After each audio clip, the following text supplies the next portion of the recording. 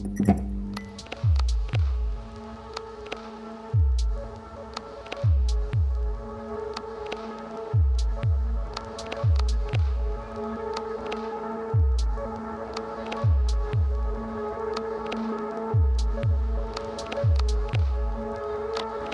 Carlos Rosón, soy coleccionista y presido la Fundación Rosón de Arte Contemporáneo, que tiene su sede en Pontevedra.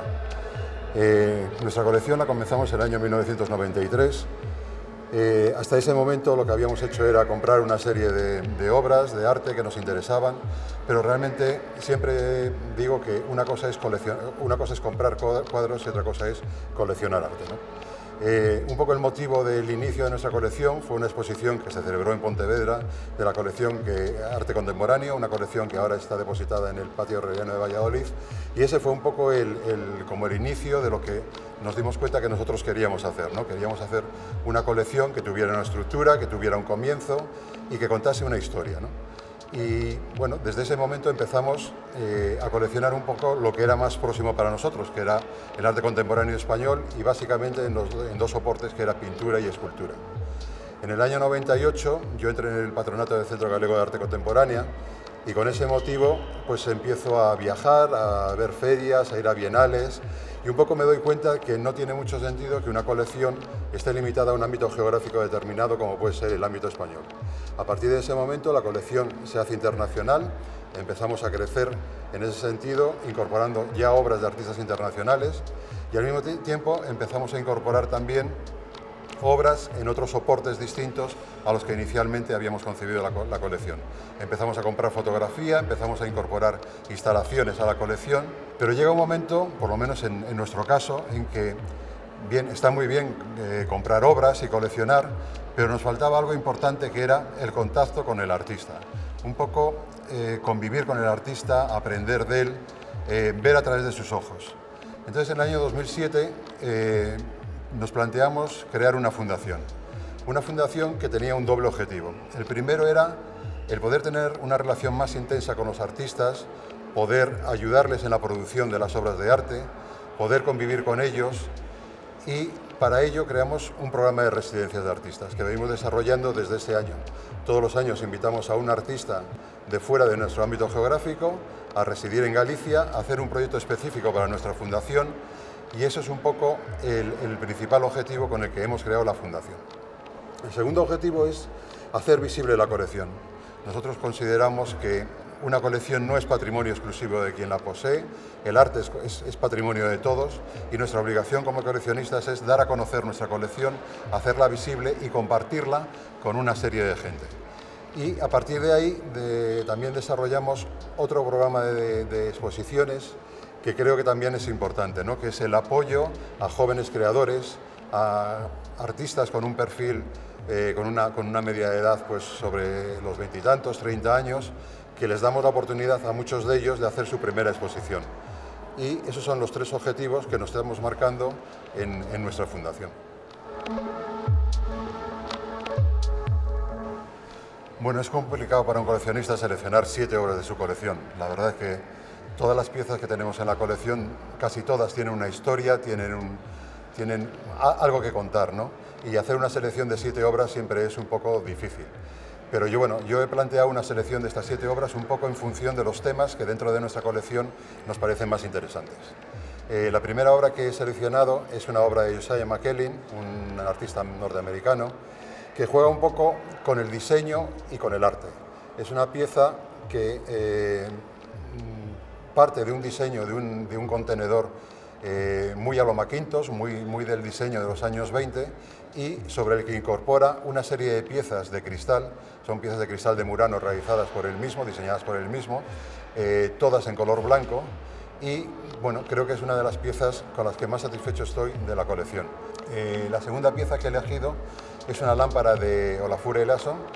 Es una lámpara en la que, en función de cómo incida la luz sobre esa lámpara, se producen una serie de reflejos, de colores, que empiezan a esparcirse por todo el espacio, por el suelo, por las paredes, por el techo. He seleccionado esta pieza porque hay una cosa que también me interesa mucho en el arte, que es todo aquello que es producción de color sin necesidad de utilizar los sistemas convencionales de color. La tercera pieza que he elegido es una pieza de Tania Bruguera.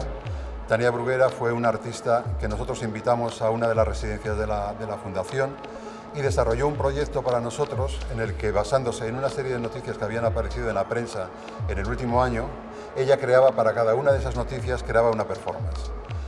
Concretamente la obra que yo presento se llama El trabajo os hará libre y bueno, es una pieza que la noticia que apareció en prensa es el robo del cartel de la entrada del campo de concentración de Auschwitz, que se había producido en ese año, y en base a ese cartel ella produce una pieza en la que lo importante también es la interacción del público con la pieza.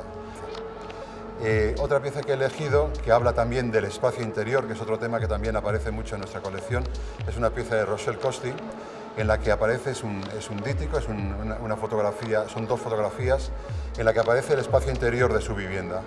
Y el acontecimiento que ocurre en ese espacio es el nacimiento de su hija. Entonces las dos fotos presentan su espacio, su vivienda, antes y después del nacimiento de su hija, y cómo ese nacimiento de su hija, ese acontecimiento, transforma la arquitectura y transforma el espacio interior de una forma importante. Otra pieza que he elegido para seleccionar dentro de estas 7 es una pieza de un artista gallego, de Diego Santomé, que también habla de un tema que a mí me interesa mucho, que es cómo el artista es capaz de transformar muchas veces aquello que nosotros despreciamos, aquello que en cierto modo es basura, en arte. En concreto en esta pieza, bueno, pues es una mecedora que él encontró en un contenedor de basura y que él, bueno, como artista que es capaz de transformar ese objeto de desecho, ese objeto que realmente iría a la basura, y es capaz de transformarlo en una escultura, en una pieza realmente de obra de arte. Otra de las piezas seleccionadas es una pieza de Damián Ortega, un artista mexicano, en el que también juega un poco con la arquitectura y al mismo tiempo con el arte, ¿no? Es una pieza que representa la Torre Latinoamericana, que está en México DF, y realmente ahí lo que está contando es una historia que es que este rascacielos, la Torre Latinoamericana, es el primer edificio construido en México con un sistema antisísmico. Entonces la pieza es una pieza que tiene movimiento, es una estructura del edificio que la construye sobre una bola de la tierra y que cuando la bola de la tierra se mueve, el edificio sigue manteniéndose siempre su estructura original. Entonces me parece muy interesante porque también la arquitectura es algo muy importante dentro de nuestra colección y esta pieza juega un poco con lo que es un poco el arte conceptual y al mismo tiempo el tema arquitectónico. Otra pieza que he seleccionado es una pieza de Mona Hatoum. Mona Hatoum es una artista de origen palestino y esa pieza es bueno, un cortador, es una pieza que a mí me interesa mucho porque es el típico objeto doméstico que todos conocemos, el típico cortador de huevos, que de repente ella lo saca de escala y lo transforma simplemente con ese cambio de escala que introduce en el elemento de diseño, lo transforma en un objeto monstruoso, en un objeto que se convierte en agresivo, poco menos que en un instrumento de matar. Entonces me parece que además Mona Hatoum, mujer palestina, objeto doméstico, tiene mucha relación con todo ese mundo del tema de la mujer en el ámbito musulmán. Bueno, decía un crítico de cine cuando le preguntaban cómo se aprende a ver cine, él siempre contestaba que calentando muchas butacas. Entonces, cuando me preguntan cómo se aprende a coleccionar, cómo se aprende a hacer una colección, yo siempre digo que visitando muchos museos, recorriendo galerías, yendo a ferias, yendo a bienales, realmente yo es el único sistema que conozco para aprender de arte.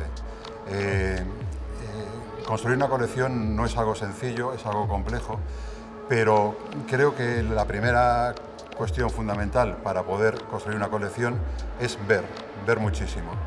La segunda cuestión es estudiar, investigar sobre los artistas, investigar sobre su trabajo. Internet es un medio fantástico en este momento pues para darnos a conocer el trabajo del artista, no solo que estamos viendo, sino cómo eran sus trabajos anteriores. Creo que hay que leer mucho y creo que es un poco la forma de cómo construir una colección. Por otra parte, creo que también es importante cuando haces una colección no dejarse llevar por los nombres. Creo que lo importante son las obras más que los nombres. Creo que buscar la obra que representa el trabajo de ese artista es algo muy importante. En cualquier caso, creo que coleccionar es una cuestión de tiempo, de paciencia, de información, de conocimiento y de aprendizaje.